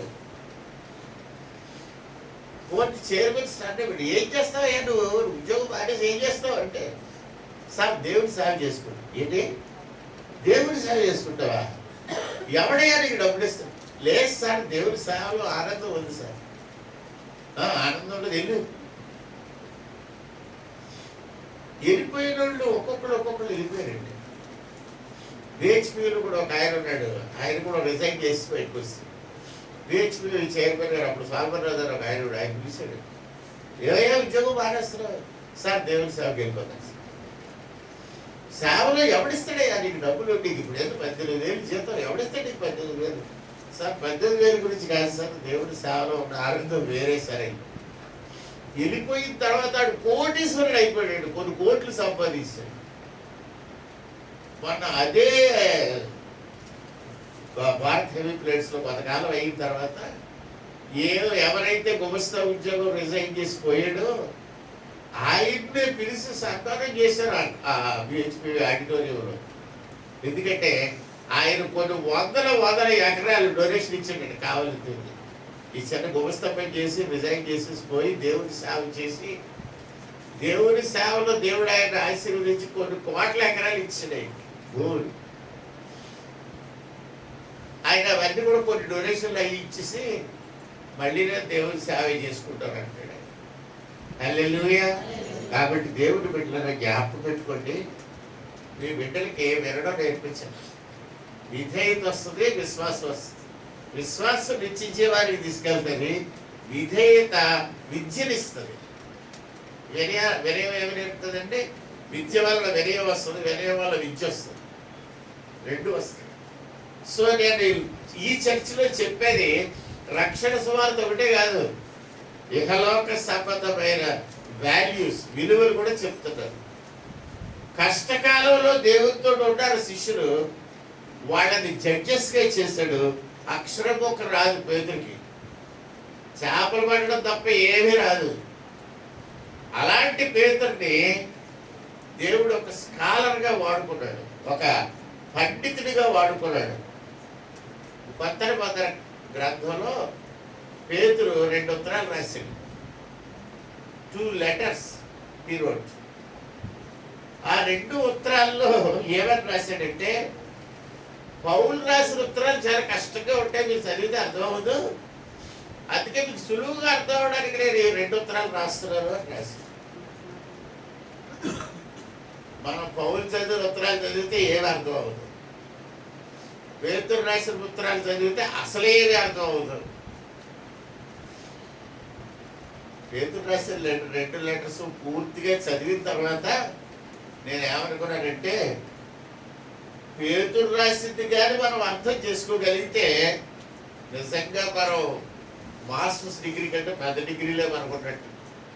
If you can read and understand Peter's 2 letters, you are more than a university scholar. కానీ అర్థం ఎంత అంటే మరి రాసినోడు ఎంత డీప్గా రాసినో చూడండి. కాబట్టి దేవుని ప్రియబిడ్డలారా జ్ఞాపకం చేసుకోండి, ఈ సంఘంలో చెప్పబడే వాక్యం ఒక పరలోక రాజ్యం గురించే కాదు, ఈ లోకం గురించి కూడా చెప్తున్నది. మన కస్టమ్స్, మన కన్వెన్షన్స్, మన ఆలోచన విధానం మరి మార్పు చెందాల. మన వే ఆఫ్ లిసనింగ్ మారిపోవాల, మన వే ఆఫ్ టాకింగ్ మారిపోవాల, మన మాటల తీరు కూడా మారిపోవాలి. వచ్చే వారం వీరైతే మాటల ద్వారా కాకుండా ఉంటే దేవుడు అని తీస్తే మాట తీరు కూడా మారాలి. మంది అసలు నీ మనసే మారిపోవాలి కదండి. మారు మనస్సు పొందుడి. ఎవరైతే మారు మనస్సు పొందుతారో వాళ్ళే బాప్తిసం పొందాలి. హల్లెలూయా. మారు మనస్సు పొంది బాప్తిసం పొంది అప్పుడు ఏమవుతుంట, అప్పుడు ఇవన్నీ నీకు అనుగ్రహించబడు. ఏవన్నీ ఇహలోక సంబంధమైన వాళ్ళు ఏమి తిందుమో ఏమి త్రాగుదుమో అని ఆలోచిస్తూ ఉంటారు. నువ్వేం చేయాలా? దేవుని రాజ్యం గురించి ఆలోచించు. అప్పుడు ఏమవుతుంది, నీవు దేవుని గురించి ఆలోచిస్తే ఇవన్నీ నీకు అనుగ్రహించబడదు. ఇవన్నీ కాకుండా ఇంకేమిస్తాడు, నిత్య జీవం కూడా నీకు అనుగ్రహించబడు. యేసు ప్రభువు వాక్యప్పుడు ఏమనంటే, నా గురించి తల్లినైనను తండ్రినైనను అన్నదమ్ములైనను అక్షరులైనను రైట్ ఇంకేమంటే భూములనైనను రైట్ భూములనైనను ఇంకా నేనైనా పోగొట్టుకుంటే ఏమవుతుందండి?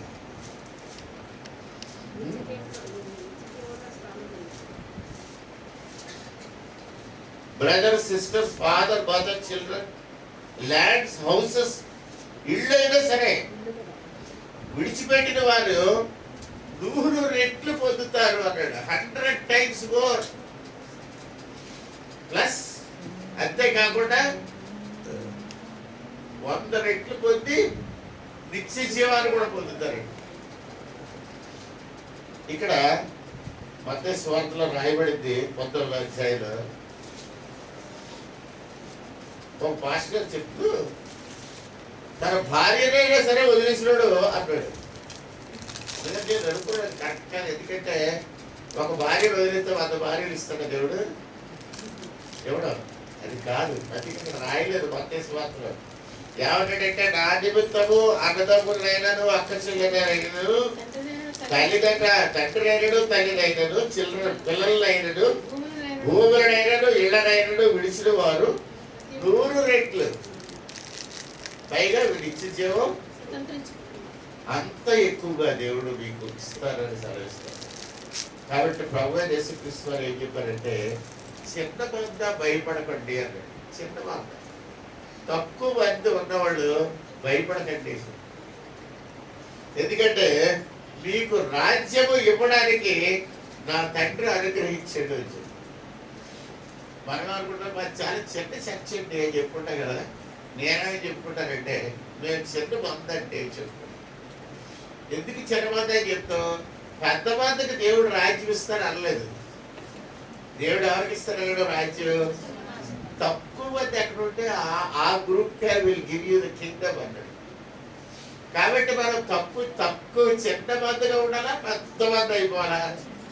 చిన్న మందిగానే ఉండాలా.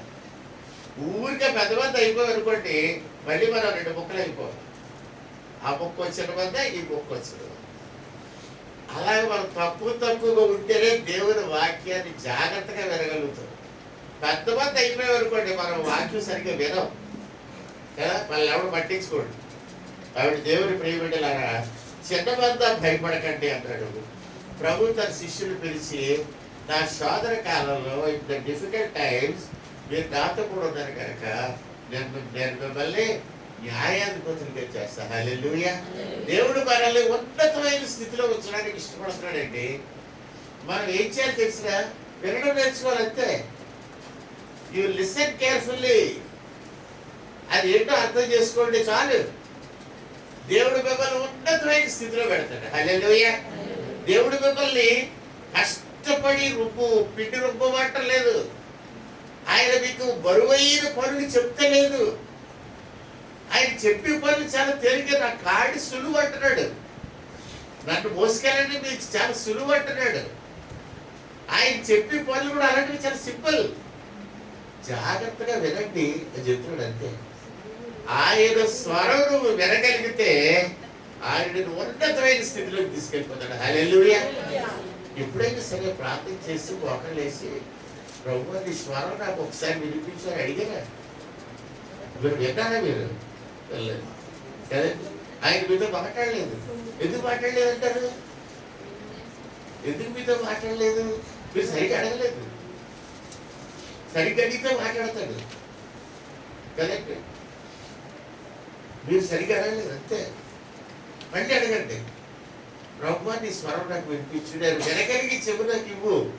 You give me ear which is suitable to the frequency at which you are speaking. కదా, మన చెవికి రేడియో పాటలు అన్నీ వినబడవు, కానీ రేడియోకి మాత్రం అన్ని పాటలు వినబడతాయి కదా. ఎలా వినబడుతుందంట? ఈ రిసీవర్కి అక్కడ ట్రాన్స్మిటర్ తాలూకా ఫ్రీక్వెన్సీ ఒకటి అయినప్పుడు చక్కగా చెప్తుంది అక్కడ ఏమవుతుందో. ఇక్కడ ఆల్ ఇండియా రేడియో న్యూస్ అని చెబుతుంది కదా. నీ చెవికి దేవుని ఫ్రీక్వెన్సీకి ట్యూన్ అయితే వినపడుతుంది ఆయన స్వరం.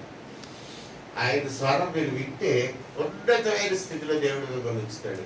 మీ ప్రార్థన ఆయన డైలీ వింటాడు, రోజు ఎప్పుడు వింటాడు. ఆయన చెవులు నీ ప్రార్థన కోసం వెయిట్ చేస్తున్నాయంట. నీ పద్ధతి కొంచెం మార్చుకో.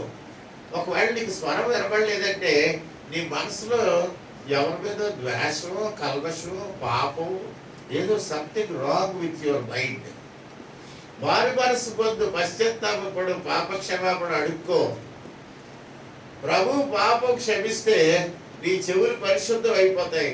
దేవుని స్వరం నువ్వు వింటావు. హల్లెలూయా. అది నిజం. దేవుని స్వరం వింటానన్నది నిజం. కాబట్టే ఇంతమంది సేవకులు దేవుని సేవ చేస్తున్నారు. దేవుడు వాళ్ళని ఆశీర్వదిస్తూనే ఉన్నాడు.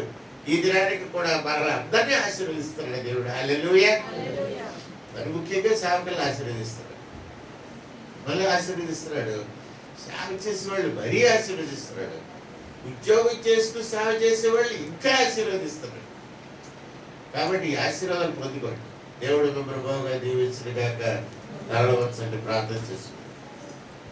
ప్రేమ గల మా దేవానికి స్తోత్రం. మమ్మల్ని ఎంతో ప్రేమించినారు. నీ శిష్యులకు ఎంతో ఉన్నతమైన స్థితిని ఇచ్చినారు. మేము కూడా ఉన్నతమైన స్థితిలో ఎదగడానికి మార్గాలన్నీ సరళం చేశారు. వినిటి వాళ్ళ విధేయత, విశ్వాసం వస్తుందని వాక్యం చెప్తా ఉంది. Yes, Lord, give us that faculty of listening carefully so that we can assess and understand what you say. నేను చెప్పే మాట మేము విని గ్రహించి అర్థం చేసుకునేటట్టు జ్ఞానాన్ని ఇవ్వండి ప్రభువా. సహాయం చేయండి. ఆత్మతో అభిషేకించండి. సర్వసత్యములోనికి నడిపించండి. మీ శిష్యుని మీరు ఎలా ప్రేమించారో మేము అర్థం చేసుకుంటున్నాం. అంతకంటే ఎక్కువగా మీరు మమ్మల్ని ప్రేమిస్తూ ఉన్నారు. ఈ చివరి దినాల్లో ఉన్న మమ్మల్ని మీరు అనేక అవకాశాలు మాకు ఇస్తున్నారు. మా బ్రతుకులో అవకాశాల్లో నీ సన్నిధి మాతో కూడా ఉంచుతున్నారు. మీకు స్తోత్రాలు. స్వస్థత కొరకు ప్రార్థించగా స్వస్థతలు ఇస్తున్నారు. ఆర్థికమైన కష్టాల్లో మేము ప్రార్థించగా మా ఆర్థిక సమస్యలన్నీ తొలగిస్తూ ఉన్నారు. ఆత్మ గురించి మేము ప్రార్థించగా పరిశుద్ధాత్మను పంపిస్తున్నారు. స్తోత్రాలు. ఈ ఉదయం కాలాన్ని గొప్ప ధైర్యాన్ని మాకు అనుగ్రహిస్తూ, సృష్టికర్తమైన మీరు మాకు తోడుగా ఉన్నారని హామీ ఇస్తూ మమ్మల్ని బలపరుస్తున్నది మీకు స్తోత్రాలు. చిన్నమంద భయపడకండి. మీ తండ్రి మీ రాజ్యం మీకు అనుగ్రహించిన ఆయన చిత్తమై ఉన్నదని సెలవించిన మాట బట్టి స్తోత్రాలు. చిన్నమందిగా ఉన్న మేము నేను స్తుతించి ఆరాధిస్తున్నాను. మా ప్రియులందరిని బట్టి మీకు స్తుతిస్తా ఉన్నాను. ఈ పెరిగాడి గ్రామాన్ని బట్టి మిమ్మల్ని స్తుతిస్తా ఉన్నాను. ఈ ప్రాంతం అంతటి మీరు ఆశీర్వాదకరంగా చేస్తున్నది వందనాలు. ఈ మందిరాన్ని బట్టి ఈ చుట్టుపక్కల నీ దీవెన వర్షం కురుమరించబడుతుంది కనుక మీకు స్తోత్రం. ఆయన మరి పరిసర ప్రాంతాల నుంచి వచ్చిన బిడ్డల కొరకు కూడా ప్రార్థన చేస్తారు. వారిని కూడా ఇక్కడి నుంచి దీవెనలు పోసుకొని పోగలిగే కృప అనుగ్రహించు. మేము ఎల్లప్పుడూ నీకు తోడుగా నీకు చేరువుగా బ్రతికినట్లు కృపలేబడి ఈ మధ్యాహ్న సమయంలో మీరే మాకు తోడేయండి. మగరాలకు పెడుతుండగా మాతో కూడా ఉండమని మమ్మల్ని మీరు ఈ పరిశుద్ధ సన్నిధిలో ప్రతిష్ఠించుకొని ఈ బాధ్యత ప్రార్థన మా ప్రియుడైన యేసుక్రీస్తు వారి పరిశుద్ధ నామంలో ప్రార్థించి వేడుకుంటున్నాం తండ్రి. ఆమేన్. పరలోకమందున మా తండ్రి, నీ నామం పరిశుద్ధపరచుడు గాక, నీ రాజ్యం వచ్చును గాక, నీ చిత్తం పరలోకమందు నెరవేర్చినట్లు భూమి మీద నెరవేరుడు గాక. కావలసిన ఆహారం నేడు మాకు దయచేసి మా రుణస్తులను క్షమించిన ప్రకారం మా రుణములు క్షమించు. మాకు శోధనని లేక తప్పించు. రాజ్యము బలము మహిమ నిరంతరం నీవై ఉండవు తండ్రి. ఆమేన్. ఇప్పుడు మన తండ్రి అయిన దేవుని నుండి రక్షకుడు శిలువధారి పునరుద్ధారుడైన క్రీస్తు ప్రభు నుండి పరిశుద్ధాత్మ దేవుని అన్యోన్య సహవాసము ఇప్పుడు మనందరికీ మన ప్రియులకు మన రక్త సంబంధులకు కుటుంబీకులకు ఇప్పుడు ఎల్లప్పుడు సదాకాలము తోడయుండి క్షమాభివృద్ధి కలిగి చేరుగాక. ఆమేన్. ఆశీర్వాదం మామీ